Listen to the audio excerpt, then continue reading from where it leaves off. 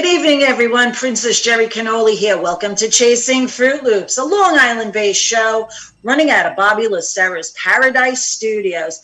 This is where I get to sit and chat with the hottest and coolest cats that I know. Tonight's guest, Take Three, Rockin' Blues. Hi, guys. Hi. Okay. I guess, Michelle, why don't you tell us a little bit about yourself and how things came around? Okay. So Take Three evolved, I guess about a year ago. I decided I'm going to start my own band because I want to do all the songs that I kind of want to do. You know, I wanted a little more control, and I wanted to do something with, you know, a strong female fronted band that has a lot of great big songs and, you know, and some fun stuff, but then some things that like the band want to do. And then, you know, some vocals with the guys and some songs they want to play. And I was on a search for this, and let me tell you, it was not easy at all. I'm thinking, all right, you know, I know a few people, and it was hard. It was really hard. Month to month, we kept trying to, you know, audition people, and it was just a big struggle. And it was like midsummer, and I was like, all right, forget it. It was just really tough. And actually, a year ago, it was exactly a year ago, it was the 26th of last year, which was a Sunday, I went to KJ Farrell's for their jam. I met Susie and Annabelle there, and I met all these amazing musicians, and I was like, wow, this is great. These people are amazing. And then so we just, you know, you kind of just talk on Facebook or whatever, and then eventually I went to a jam where Durand does with John Judd, and I met Ralph and a whole bunch of other people, and it was just a great jam. And they invited me to do a gig with them, and I was like, this is so great. These guys are so awesome. So that was pretty much the beginning of Take Three. You know, then I just pushed, all right, who, you know, I knew Ralph really wanted to do it. Durand was doing it. I knew Jim Sabella from the first two tries. And then they found Ed, and that's pretty, and then I know a really good harmonica player. So I said, that's cool. And I said, do you want to do this with me? Yeah. And our thing was that we didn't really want to do anything together too much because we felt like we didn't want to be like Donnie and Marie. Not that we're brother and sister, but we wanted Donnie to and be Marie are brother and sister. I know, right? Oh. Wait, what are you trying to say about Donnie and Marie? Oh, okay. They were a fabulous pair. Wow. So, we didn't want to be like a Sonny and Cher show, you know, as much as we Sonny and Cher, right? Oh my God. The husband and wife thing, you know, in entertainment just doesn't appeal to me. I always say to Michelle, like, you know, we do that, and the next thing you know, we're on a cruise ship with a cat. And it's not. Wouldn't be so bad.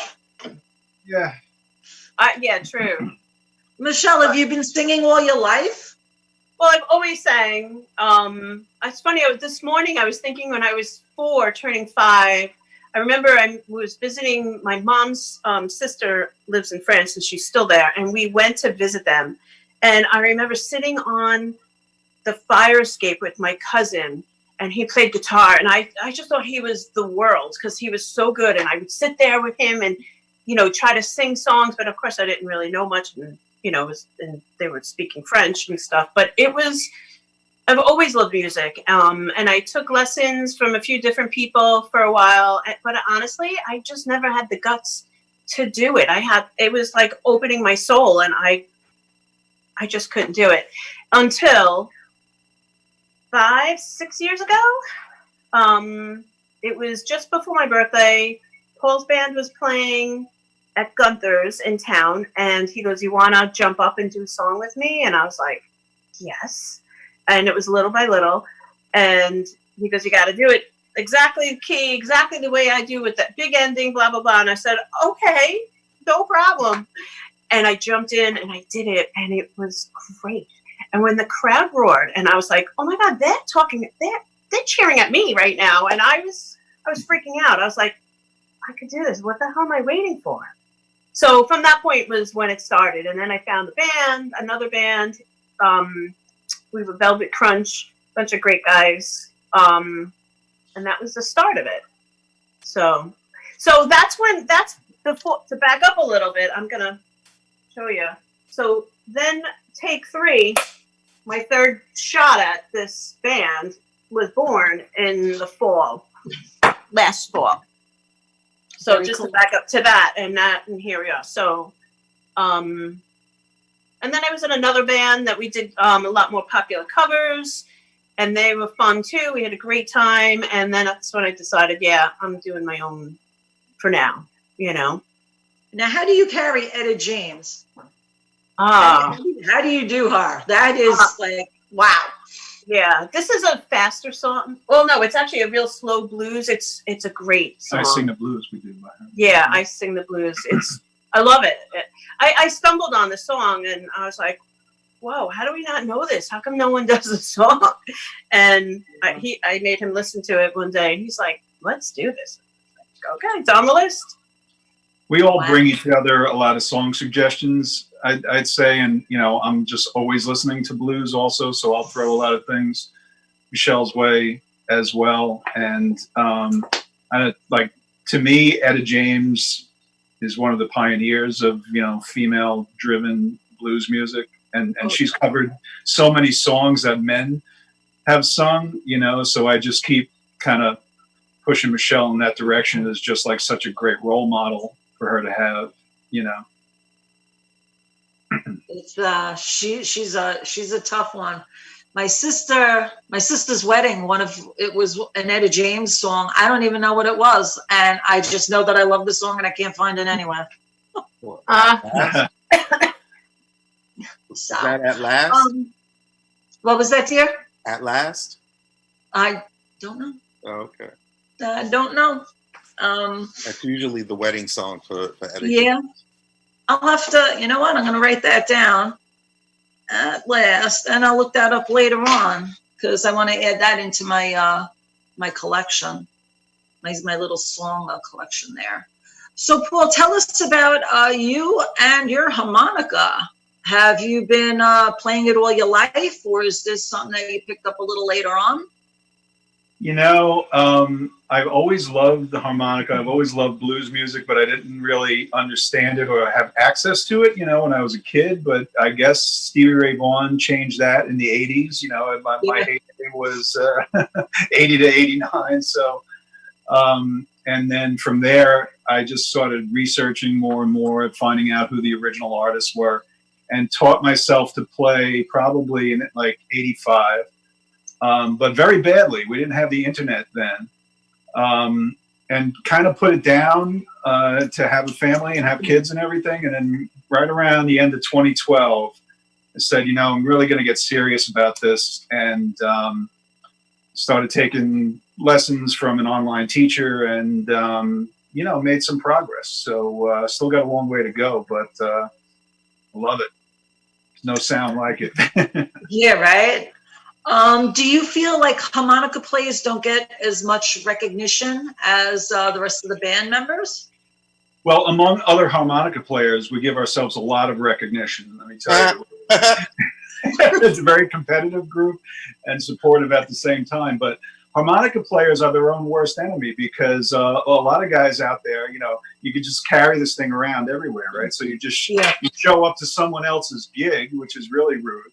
And they stand in front of them playing away, like, just begging to be called up on stage. And that's not what I do, by the way. But, No, you know, so they get a bad reputation. And I've sat in with so many bands where when I was done, they've said, wow, you were really good and you were a lot of fun. Most harmonica players are a real pain in the ass. Wow. I heard that. Yes. Wow.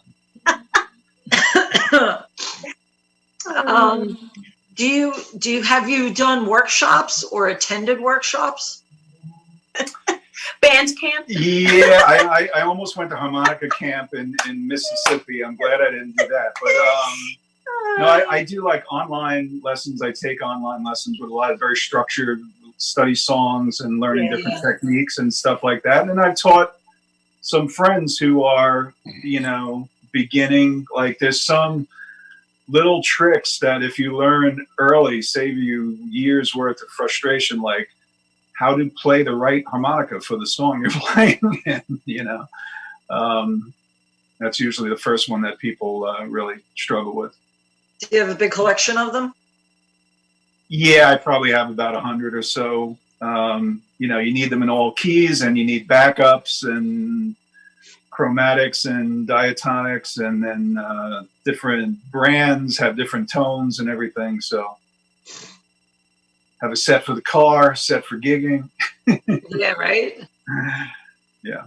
So, how about you, Duran? What's your specialty? Just to piggyback on Paul, just for a second, number one, that's not a cheap hobby. Those harmonicas, you say you got 100. Those are expensive. Yeah, this one's about $100. I mean, so I'm impressed by that alone. I didn't know you had that many harps. But also, more so than just a harmonica player, Paul is a blues enthusiast.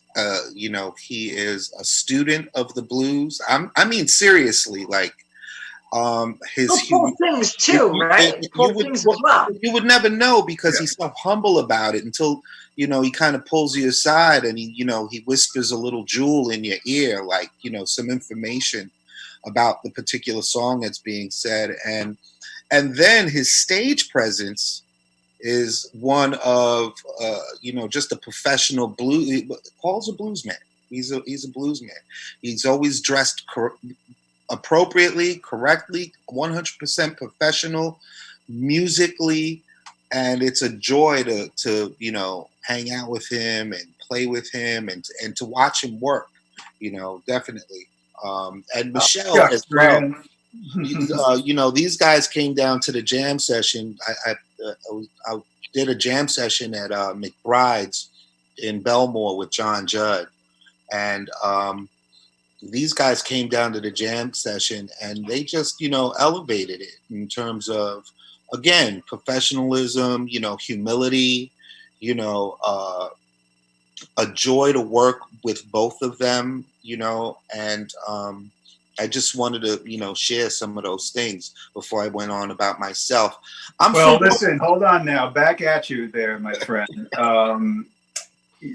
Professional, totally. Michelle mentioned that Memorial Day jam that we went to when we first saw you, and I think saw you and John playing Bright Lights, Big City, and I was like, who the...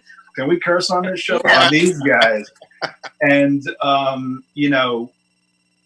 3 or 4 cuts above your typical Long Island, jam style guitar player.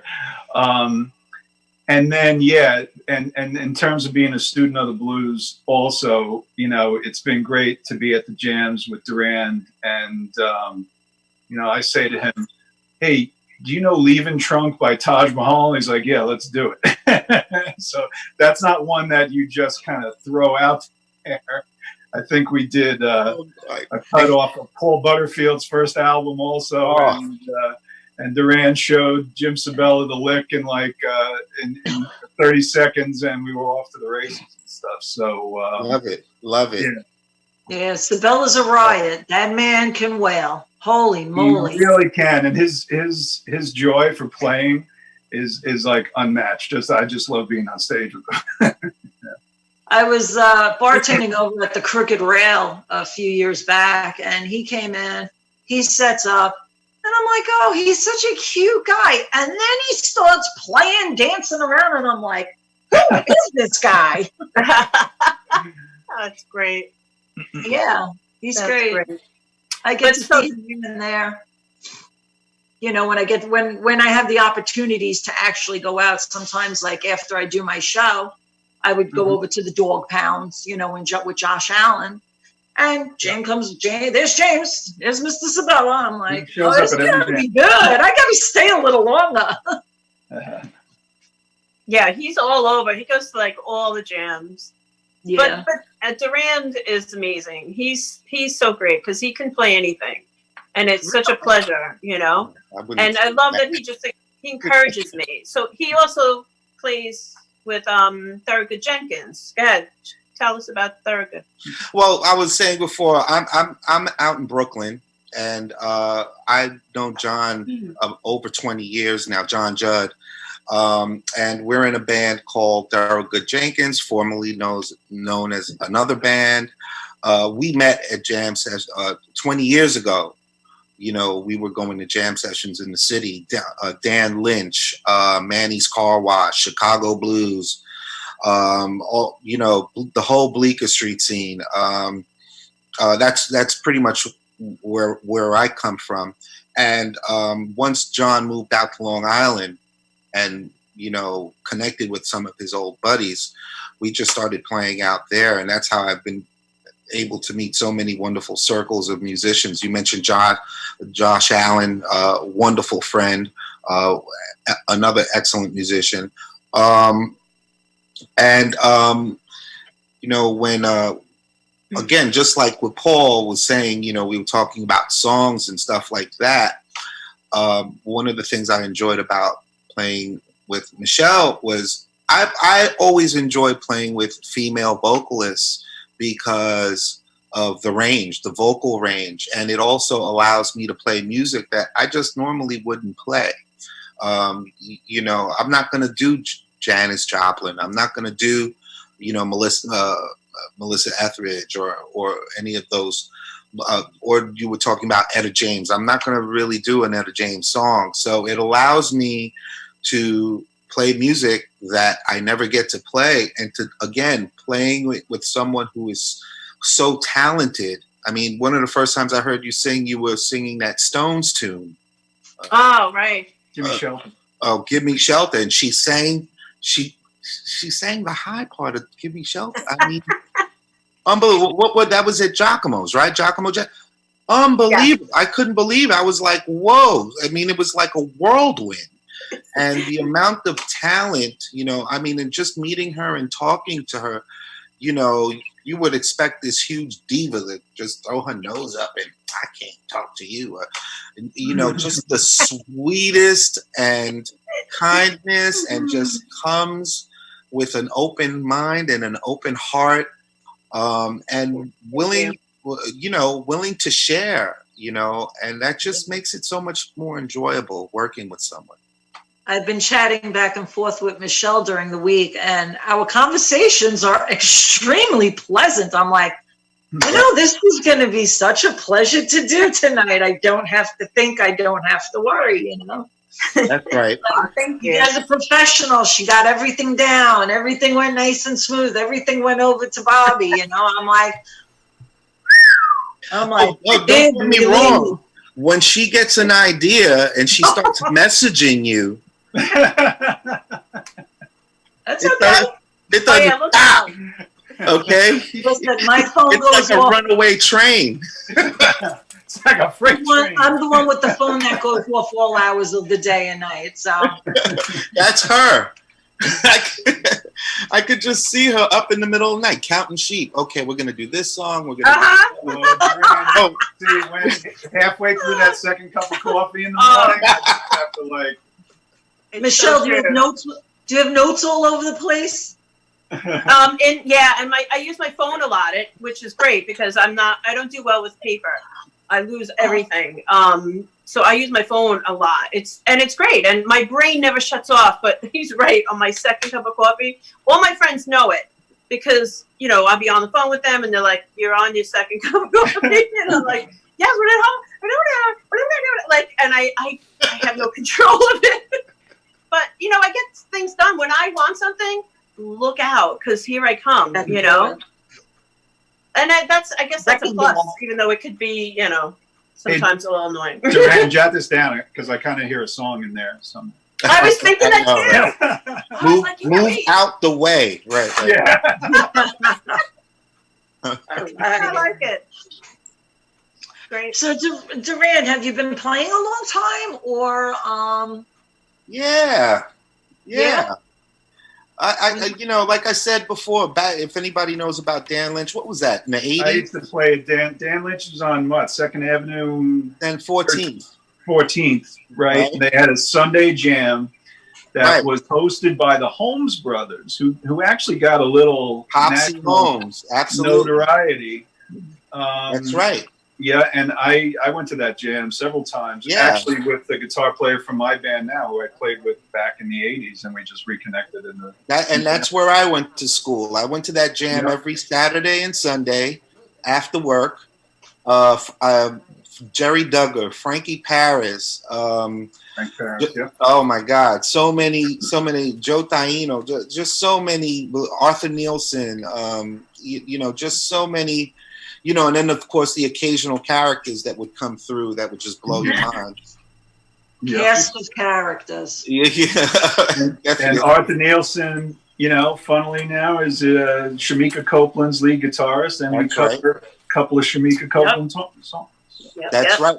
Barry Harrison used to be the drummer in that, at that jam, at many of those jam sessions, and he was Johnny Copeland's drummer. Mm-hmm. Yeah. So we came out of there. I met John at Dan Lynch, and of course, John had to go up there and just rip it up. Yeah. Blow everybody's mind. You know how John is, and I asked him for his number, and he gave it to me. And the next week, I called him for a gig the next week. No, he didn't even know me. Yeah. I don't even think he knew what I did. He comes down to the gig. It was at Finian's Rainbow on St. Mark's Place. He comes down to the gig, and we do the first set, and it's killing. It's 145 blues. I'm calling him right off the stage. I'd never played with John. He sounds amazing. I'm singing. And the second set, this guy goes up to John. He's like, "Hey, do you give lessons?" And John goes, "Yeah. Your first lessons is to go buy a bag of mushrooms and eat the bag of mushrooms before you catch me." That was our first. Good advice or not? That was our first gig. Wow. And it didn't stop from there. What genres of music do you like the most?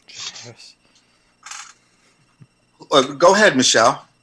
Oh, I like a lot. I do. I've always been a rock and roll girl. Like I grew up, my brother plays guitar, and of course I think he's amazing. He's my first real rock star that I knew.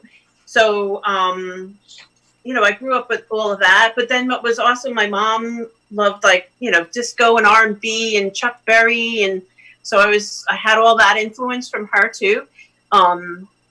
So music is amazing. I'll hear a song from the 70s, and it brings me right back. I remember driving in the car to Brooklyn to go see my grandmother, watching the trees go by because I'm laying in the back seat.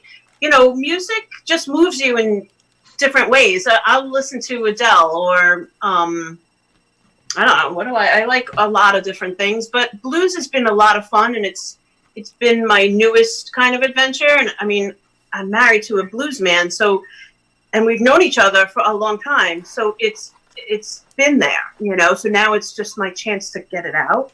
Are you guys like high school sweethearts? No, I was his hairstylist. So yeah, I didn't know that. Yeah, I guess I still am. I met him when he was finishing college, I think, right? Mm-hmm. And I guess we dated about a year or so later. And we dated a couple times, but we were friends. Music was our connection. I mean, I was totally attracted to him. He walked into the salon, and I was like, "Who is this guy?" No, he had long hair and cowboy boots. Now this is what, 80s, late 80s, and I was like, "Oh my god!" Yeah. I have long hair and cowboy boots too. I don't know if I could fit in the cowboy boots anymore, though. I know, isn't that sad? Why do your feet have to It's get very big? sad because, like, I'm the queen of the flip flops now. It's like I got a shoe collection, and my friends are like, "Do you ever wear shoes anymore?" And I'm like, "I don't know." Like the last time I put a pair of heels on, and they immediately came off to a pair of platform, like a slide with this fuzz on right. it, underneath a gown. Ah, that's great. Yeah. But I miss my iguana skins. They were up in the room, and I look at them, and I'm like, I don't know if that one foot's gonna fit in there. Yeah, right. Well, they say your feet and your nose like never stop growing or something, and I was like, what? Oh, shit. What is that? I'm in trouble. So where do you guys see yourself, like, in the future when all of this unravels and we can actually have some sort of normalcy? Do you guys intend on getting out there again and gigging a lot?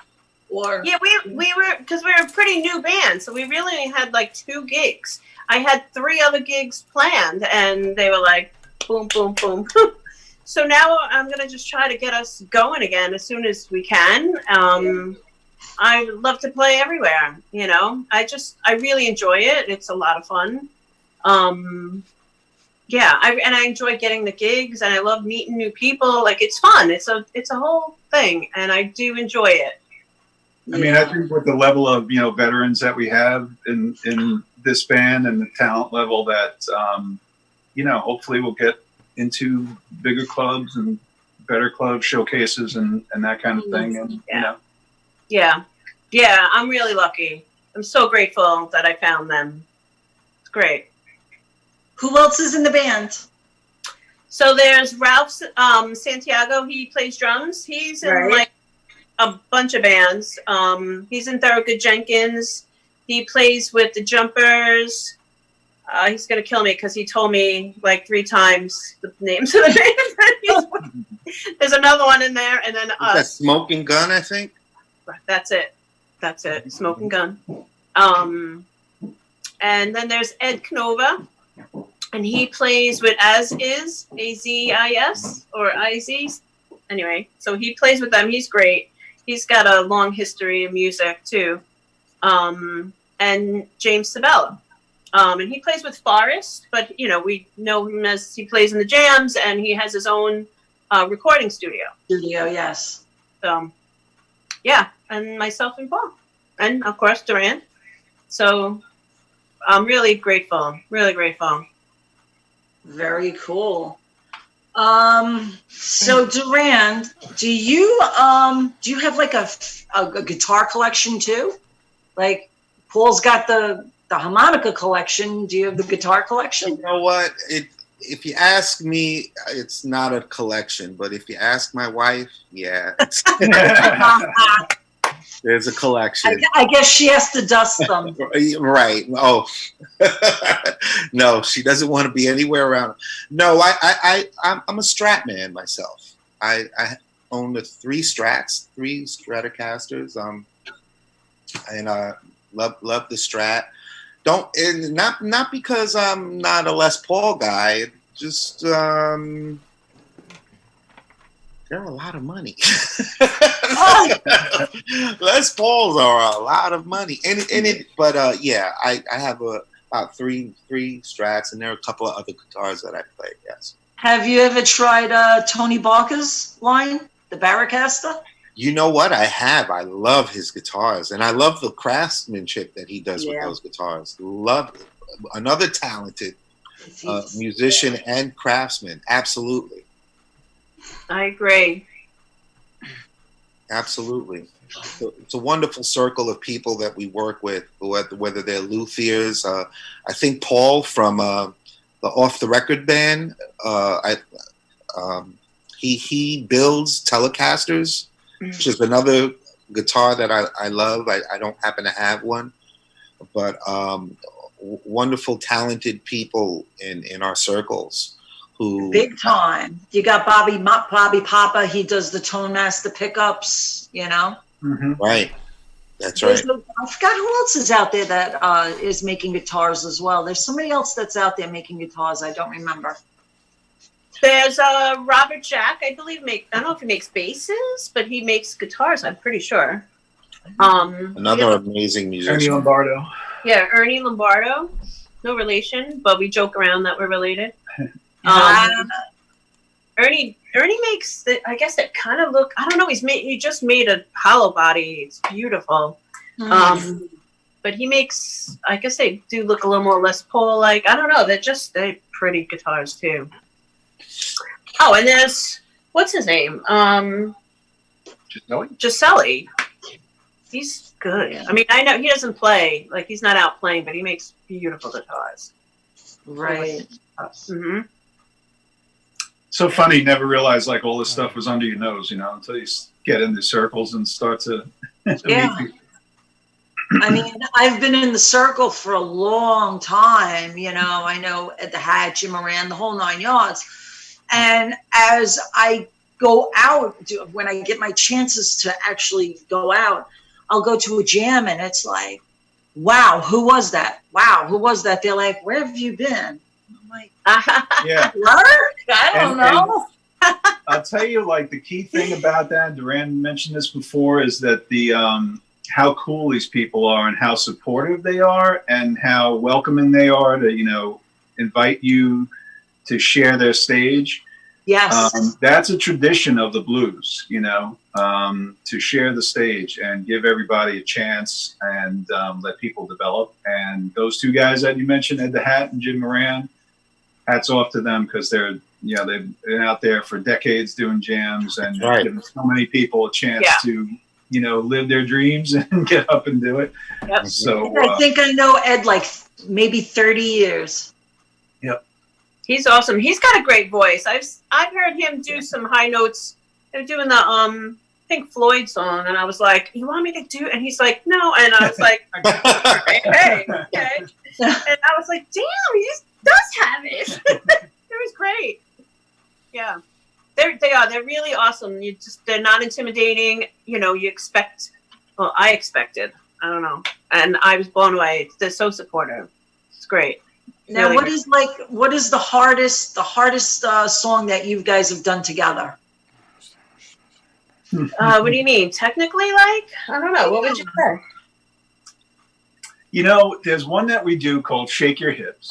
It's a It's song that was written by Slim Harpo and then covered by the Rolling Stones. And we do a version of it by Joan Osborne, who, Duran, you were talking about the whole Bleecker Street scene. Right. That's another Danish person. She came from, right? Yeah. Um, We met her way back. So Joan Osborne recorded a blues album probably 8 years ago or something, I think, called Bring It On Home. And it's an absolute gem. And she covered this song, and it's what we call a stomp. And that's all it is for the whole song. So as simple as that sounds, it's all dynamics. And for me, it's been a challenge just to kind of know where we are. Are we building at the right rate here, or are we going too fast? And it has a really big ending, and we all really want to get there and kill it. So it's like keep your keep your cool and get there. Yeah. How about Definitely. originals? Are you guys working on originals? Well, I've had a lot of time, so I've been using it in different ways, and I'm creative. So I have my creative outlet on a daily basis is work. I cut hair, I do color, all that. So that went. So I wrote 2 songs just, recently. And I have one or 2 others that I can try to pull out. I like to do something with them. We'll see. I literally messaged Sabella before because he's like, I'll help you with the guitar. I'm like, all right, let's play, So we'll see. It's fun. It's just a whole nother new creative, side of music and doing things. So we'll see. We'll see where we go with that. It'd be cool. How about instruments, Michelle? Do you play any instruments? Well, behind me is that one's mine, and those 2 mine. I'm a beginner guitar player. Like I said earlier, my brother plays, and I picked it up, put it down. Wanted to play piano, but by the time I started, my fingers just don't do. I can't get them to go where I want, and then get that pinky. So I gave up. And I recently started. Well, I'm gonna say a year or so ago, but it's not my number one thing. And what is it? Discipline is tough, but when I want to learn a song, I'll sit down and.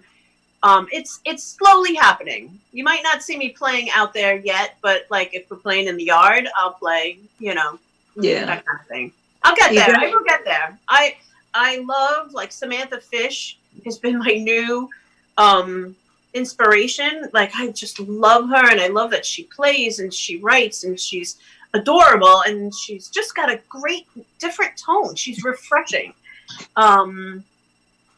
So she's been like a little bit of my, inspiration.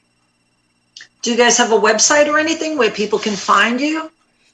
No, just a Facebook page for now. Mm-hmm. Okay. Yep. I mean, who knows? Eventually, we really need to get out there again. We're just getting rolling. So it's a little disappointing, as everybody else was too. So what's the Facebook page? It's Take 3. Take 3 Rockin' Blues. Mm-hmm. Yep.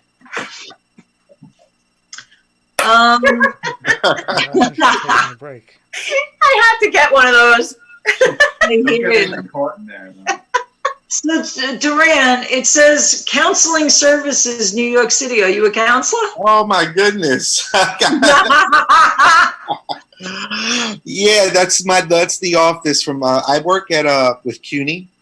I work at City Tech, and that's the counseling office thing. Oh my goodness, that wasn't supposed to be there. Whatever. Well, I figured, I'd ask you, like, what do you do in your spare time? And you're still working, so you're essential, obviously. Yeah, we're I got off at 5 o'clock. We're doing 9 to 5, and everything's online now. Everything's remote. School is going to be remote this up and coming semester. So everything's changing. A lot of things are, and even, let me just say this, even when we open up again, you're going to find that a lot of restaurants and bars are just going to start operating a little bit differently. All of these bands that are playing online now, I'm going to be doing an online thing next Sunday with Ricky Rizzo from the Rizzo Trio. He's out of Long Beach, and a lot of these bands are doing these online shows right now, and it's really a real option in terms of where we're going culturally with it now, in terms of music and business and in terms of everything. So, don't throw away the Zoom account. We're going to be needing it. I personally like when, like, you guys coming to the studio and I could sit and talk face to face with you. I'm more of a personal type person. Sure. And I'm also a girl that eats out like 3, 4, 5 times a week. So here I am. It's like getting my food, and I'm walking across the street to a parking lot to eat my food. I'm overlooking the water, yes. But I'm like, I just want to sit at the damn bar, and I want to have a freaking damn glass of wine. I want to be dressed. It's a different life. Jerry, let's do it as soon as we can. Yes, let's open. Oh my God. I just text my boss today. Now, mind you, I've only been laid off for 2 weeks. And I text my boss. I go, I am so effing bored. I go, can I come in just to pack some stuff out? And he's like, no. I go, for free? He goes, it's a great offer, but I can't let you back in. I'm so bored. I'm out. I'm driving around, and it's just like, how many times can I do this? So my new thing is to walk to Dunkin' Donuts to get coffee instead of making it in the house. And I'm just just to get out. I don't know. I walk, and then I walk in there, I get it, and walk home. 2 miles a day, maybe more, sometimes more. Mm-hmm. Got to get that exercise in now. That's for sure. You know what? Everybody's talking about gaining weight, and I just lost 10. And I'm like, oh yeah. Oh, nice. Good for you. You look great. I know you do. You look wonderful. great. Thank you. Thank you. I'm feeling better. I was like I couldn't breathe right. Anytime I sat down, everything pushed up and it's like, oh, this has to go. This just has to go. So, have any of you guys toured with anybody? Have you gone on any type of a tour with other bands and stuff, or just all local stuff? Local for me. I would love to. If anyone wants me to go with them. She's like, bye. Gotta go. Okay, come on. I'm ready to go. See you later. I'm sure Duran's done some. The closest I got to that was on my 50th birthday. Michelle got me an awesome gift, which was tickets to see a hero of mine, a harmonica player by the name of John Namath. And he was playing at BB King's in Times Square. And I said hello to him before the show and wound up getting called up on stage and playing one of his songs that I actually do in my band. And, so that was definitely it was great. A huge thrill. But, it was all going great right up until the point where he pulled his harmonica out of his case and he looked at me like, okay, now we're going to trade licks. And I went, oh shit, I'm about to trade licks with John Namath. And that's when like reality set in, but it was great. It was awesome. I have it on video. It's so good. I'd love to see that. It's great. I will show you. I sent it to you, but you can't hear me. Oh, well, you hear me the whole time. Woo! I'm like, drinking, we were having a great time. I'm like, woo! Oh, yeah! So there's moments. It's hard to hear. Now, when she's singing, do you do the same thing? Yelling and screaming? I cheer her on all the time, yeah. He's awesome. I'm very lucky. That's so awesome. Duran, how does your wife take for you being in bands? Oh, she loves it. Yeah, she met me at a gig, so. Oh, wow. Yeah, she knew from the start. I was playing a gig with Jerry Duggar at Terra Blues on Bleecker Street, and I remember that place. Holy moly! Now you're bringing up a lot of interest. Yeah, yeah, and she was sitting there, and it was one of those situations you just had to go and introduce yourself. There was no question about it. It was what Michelle said. Who is that? Yeah, right. That's great. Right. That is awesome. Yeah. Does anybody have the time check? Because I don't think we took our commercial break at all. Oh no! I saw Bobby come up a couple of times, but he didn't. Oh, I didn't even see that. We were supposed to take a commercial break. I think it's 7:44. Oh, all right. So we're around there. You know what? Let's do this commercial break, and then we'll come back and wrap it up. Bob, take us to a commercial break, please.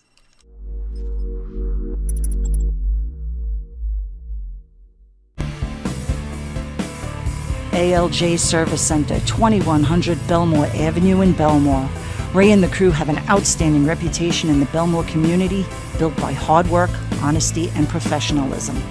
ALJ specializes in computer diagnostics for today's modern automobiles.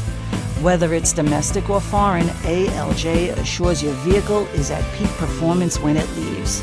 ALJ also offers expert restoration and repair on vehicles as well as antique, classic, and muscle cars. Call ALJ for your automotive needs. 516-409-4433. Once again, that number is 516-409-4433.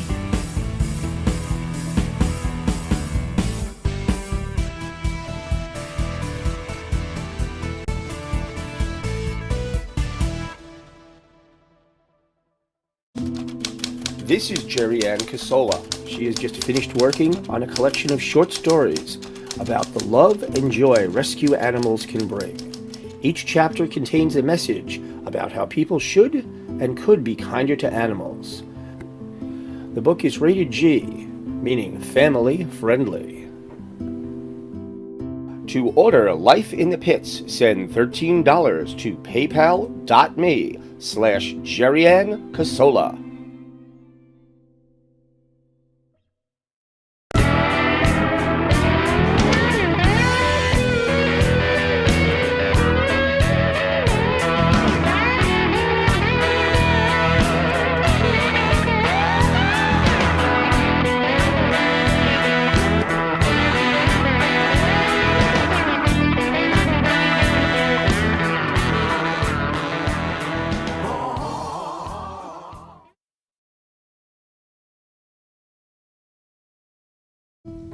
Pit of Our Souls, a nonprofit animal rescue that deals primarily with pit bulls but will never turn away any dog, no matter what breed or size. Their primary focus is not only to rescue and rehome those in need, but to educate and rehabilitate to prevent the cycle from continuing. Pit of Our Souls offers boarding, training, and as much assistance as possible to those in need. Call Pit of Our Souls 516-308-6221 or check out their website www.pitofoursoulsrescue.com.